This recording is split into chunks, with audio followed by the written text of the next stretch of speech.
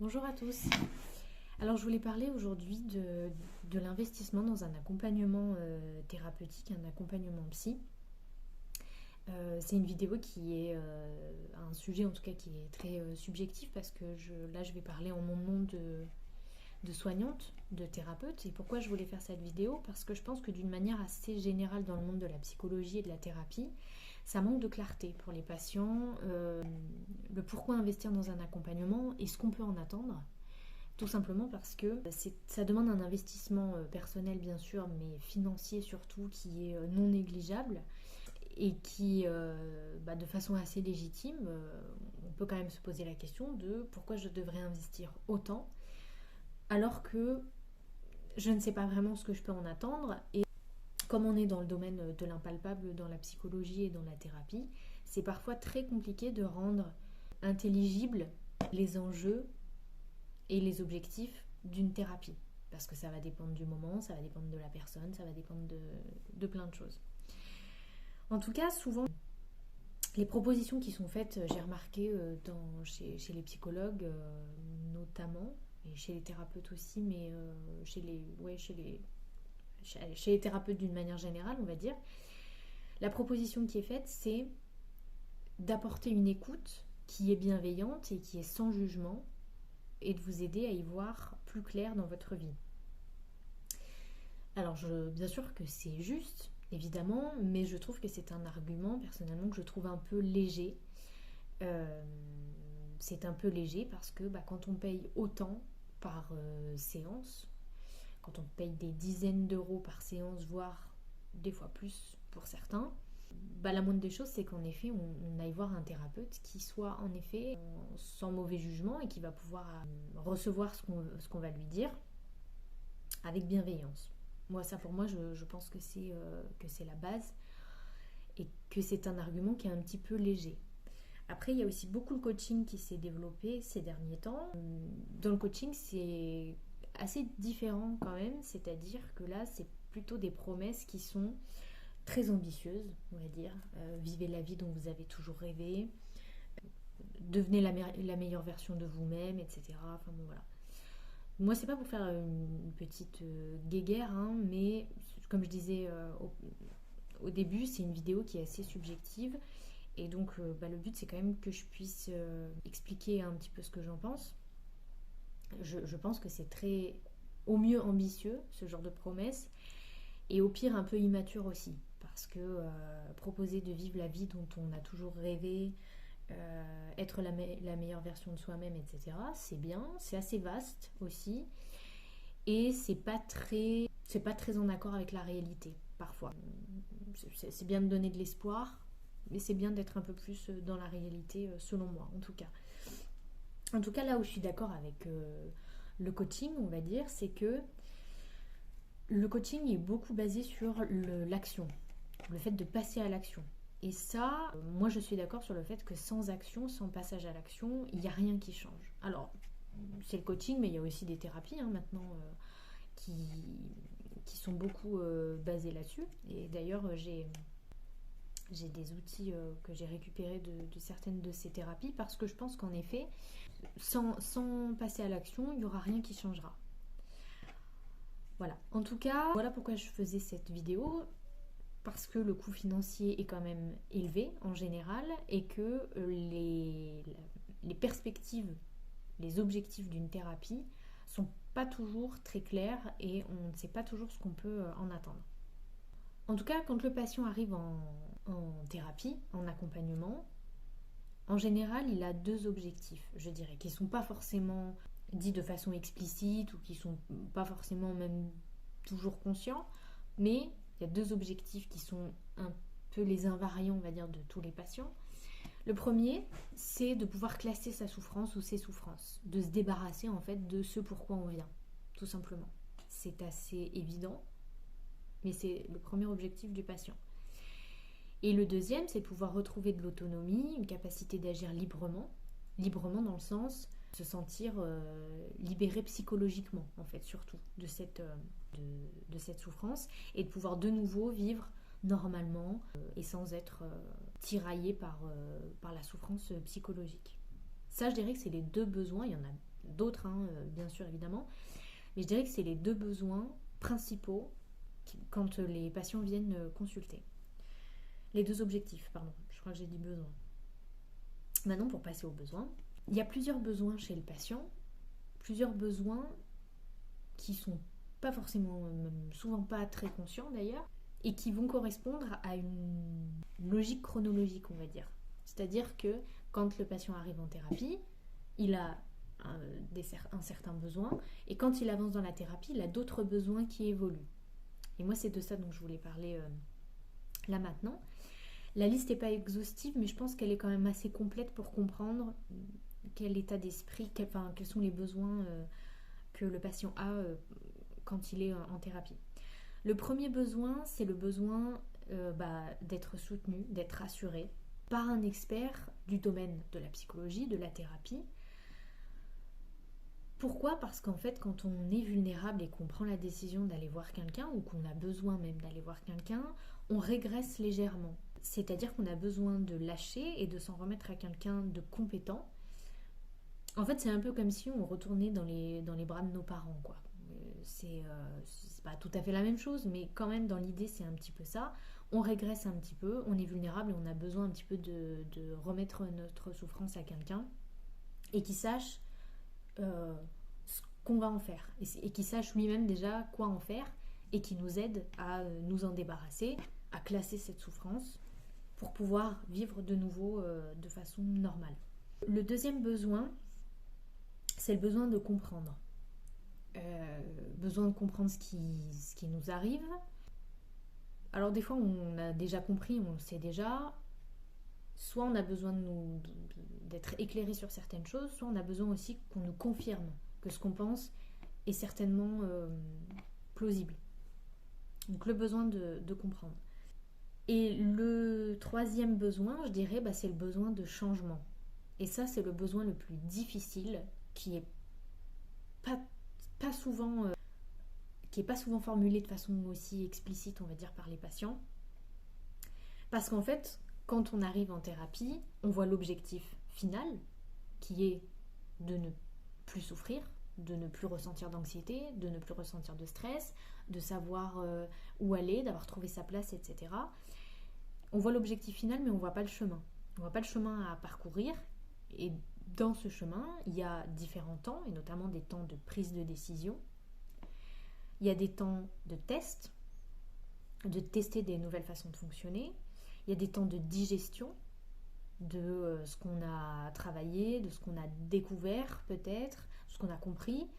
Et des temps aussi de digestion de maintenant il va falloir changer et comment ça se passe quand je change, justement. Et pendant ce processus, on va dire, il y a une énergie ou un état d'esprit qui n'est pas toujours le même, qui est soit un état d'esprit actif, soit un état d'esprit passif. Et souvent, on alterne entre les 2 états d'esprit, on va dire. Et c'est plutôt bon signe. Ça rejoint un petit peu ce que j'avais dit dans une autre vidéo explicative sur l'ambivalence, en fait. Pourquoi on est si ambivalent quand on est dans un burn-out, dans le cadre d'un burn-out ou d'un épuisement. Voilà. Et donc cette énergie, on va dire cet état d'esprit actif et passif, c'est tout simplement parce qu'il y a un temps pour tout. Il y a un temps pour tout. Et je vais donner une petite métaphore, parce que je trouve que c'est parlant. Quand on fait du pain, par exemple, le pain, c'est pas forcément très compliqué à faire, mais il y a des temps pour préparer le pain et des temps pour laisser poser, pour que la pâte lève, etc. C'est exactement pareil. C'est une métaphore assez simple, mais c'est exactement pareil, même si c'est beaucoup plus complexe et beaucoup plus long, mais c'est la même chose. Il y a un temps pour comprendre, agir, se mettre en action, et un temps pour digérer certaines informations, et parfois on lutte un petit peu avec la façon de fonctionner qu'on avait auparavant, et c'est pas très agréable, c'est pas très confortable, et des fois on a besoin un peu de laisser passer du temps et de digérer. En tout cas, cette ambivalence, c'est quelque chose qui est inévitable dans le processus de rétablissement, et ça explique pourquoi, notamment quand on est en thérapie ou en accompagnement thérapeutique, pourquoi il va y avoir des séances qui ne seront pas les mêmes, et surtout où parfois on aura l'impression d'avancer très vite, et d'autres fois où on aura l'impression de stagner et on ne comprendra pas forcément quel est l'intérêt de faire des séances.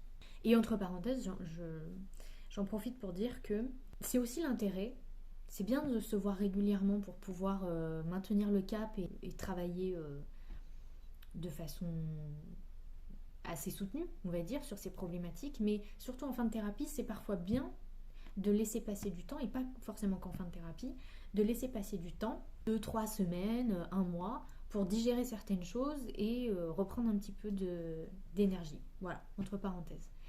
En tout cas, pour en revenir à la thérapie dans le burn-out, je voulais du coup expliquer un petit peu la façon dont je vois, moi, l'intérêt d'un accompagnement quand on est en burn-out. Et en tout cas, moi, comment je l'envisage en tant que soignante. Tout un chacun, tous autant qu'on est, même pas que les personnes qui sont concernées par le burn-out, on a un cadre de repère. Un cadre de repère qui comprend notre fonctionnement personnel, notre fonctionnement avec les autres, la façon de se rendre utile et de s'accomplir, comment on envisage le fait de se rendre utile et de s'accomplir, et la place qu'on a parmi les autres, donc c'est-à-dire dans notre famille, dans le travail, dans la société, dans le couple, etc. Dans notre fonctionnement personnel, on va avoir tout ce qui est la façon dont on perçoit le monde, nos valeurs, nos certitudes, nos peurs, ce qu'on évite, ce qu'on combat, nos aspirations, etc. Dans notre fonctionnement avec les autres, on a aussi cette notion de valeur. Qu'est-ce qu'on va chercher chez les autres? Est-ce qu'on va chercher de la loyauté, de la sécurité? Enfin voilà, c'est très très vaste. Qu'est-ce qu'on va combattre dans nos relations, à l'inverse, etc., etc. Dans le fait de se rendre utile et de s'accomplir, ça va être dans plusieurs domaines. Ça peut être dans le travail, qu'il soit rémunéré ou pas. C'est-à-dire par exemple quand on travaille à la maison, on effectue un travail mais on n'est pas rémunéré. Le travail rémunéré également, évidemment. Les intérêts qu'on va avoir dans notre quotidien, les temps de loisirs, etc. Voilà, ça va être un petit peu tout ça, c'est-à-dire le temps de travail et le temps de temps libre. Et puis il y a la place qu'on a parmi les autres, dans notre famille, dans le travail, dans la société, etc. Tout ça, ça constitue un cadre de repère qu'on a et qui nous est familier et qui nous rassure même. Quand on vient en thérapie, dans le cadre d'un burn-out ou d'un épuisement, le but, c'est quand même de localiser les repères qui ont été défaillants ou qui ont été touchés par le stress chronique et par la perte de sens, d'identifier aussi les conséquences de l'épuisement sur sa santé, d'identifier aussi les conséquences qu'il y a eu sur les relations avec les autres, d'identifier en fait un petit peu tout ce qui contribue au stress chronique et à la perte de sens. Grosso modo, c'est quand même ça.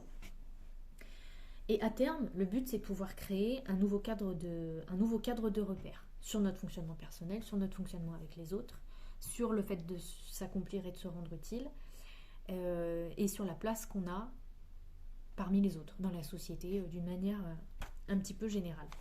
Maintenant, je voulais parler de pourquoi, du coup, les séances ne sont pas toujours les mêmes, c'est-à-dire qu'il y a parfois les séances ne se ressemblent pas en général, et il y en a qui paraissent très utiles et très productives, et d'autres qui paraissent assez creuses. Et le problème, c'est qu'on paye quand même à la fin, et qu'on se dit, finalement, est-ce que j'ai bien fait de venir aujourd'hui, etc. Alors après, comme je disais tout à l'heure, c'est aussi au thérapeute de pouvoir proposer de faire des temps de pause à des moments ou en tout cas d'espacer les séances. Le but, c'est pas de mettre des séances toutes les semaines si c'est pas nécessaire. Comme je disais tout à l'heure, il y a un temps pour tout. Mais là, je parle en mon nom parce que de toute façon, je ne peux pas parler à la place des autres thérapeutes. Donc les séances, elles ne se ressemblent pas tout simplement parce que l'état d'esprit dont je parlais tout à l'heure, qui est parfois actif, parfois passif, alterne. Et donc il y a des séances où on est plutôt dans un état d'esprit actif et où là on est prêt à travailler de façon assez concrète et soutenue et d'effectuer des changements, de creuser, etc. Et puis il y a des fois où on n'a pas l'énergie nécessaire pour ça. Et le thérapeute, en tout cas moi, ma responsabilité, c'est pas simplement d'écouter avec de façon bienveillante, avec sans jugement, mais c'est aussi et surtout déjà de toujours en début de séance et pas que en début de thérapie de demander ce que le patient souhaite, qu'est-ce qu'il attend de cette séance et quels sont, s'il a des objectifs un petit peu sur la séance.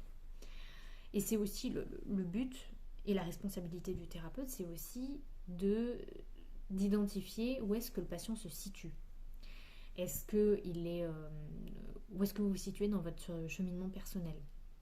Est-ce que vous êtes sur le besoin de comprendre? Est-ce que vous avez déjà compris certaines choses? Est-ce que vous avez compris qu'il y avait besoin d'effectuer des changements? Est-ce que vous êtes prêt à ça? Etc. etc. C'est d'identifier un petit peu dans quel besoin vous vous situez pour pouvoir adapter la séance en fonction de ça.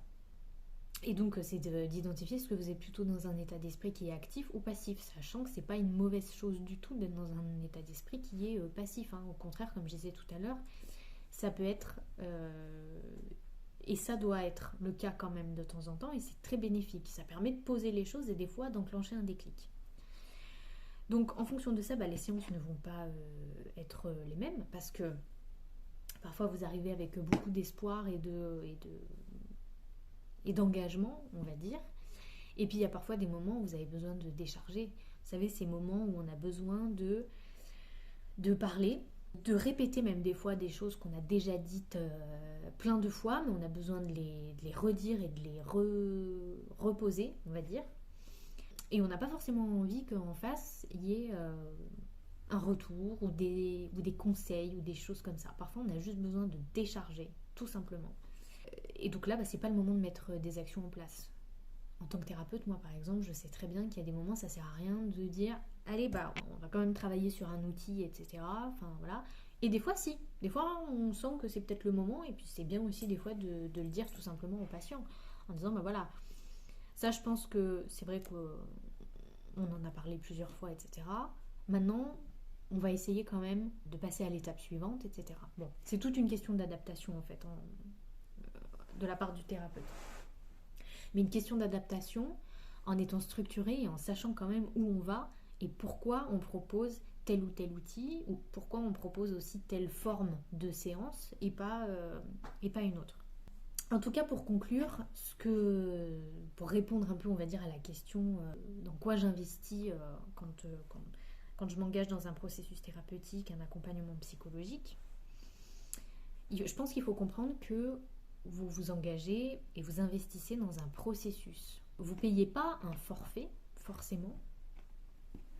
Mais en fait, au final, si vous payiez un forfait, ça serait ça serait la même chose, sauf que vous sauriez que il y aurait peut-être des temps un petit peu plus morts et des temps un peu plus productifs. Donc là, c'est un processus dans lequel vous investissez, qui, pour ma part en tout cas, dans l'accompagnement que je propose, qui est structuré par des outils qui sont concrets, et qui sont concrets parce qu'ils sont en lien avec l'épuisement et le burn-out. Parce qu'un processus de rétablissement, c'est déjà suffisamment long, quel qu'il soit d'ailleurs, pas forcément dans le burn-out, mais en plus, s'il n'est pas structuré et qu'il n'est pas précis, on va dire, on va pas travailler les problématiques de la schizophrénie dans le burn-out, par exemple. Voilà, c'est un peu gros comme exemple, mais n'empêche que voilà, c'est quand même comme ça. Et qui dit processus, du coup, dit qu'il y a plusieurs étapes, comme je disais tout à l'heure. Des temps de compréhension, des temps d'action, des temps de digestion et des temps de récolte aussi.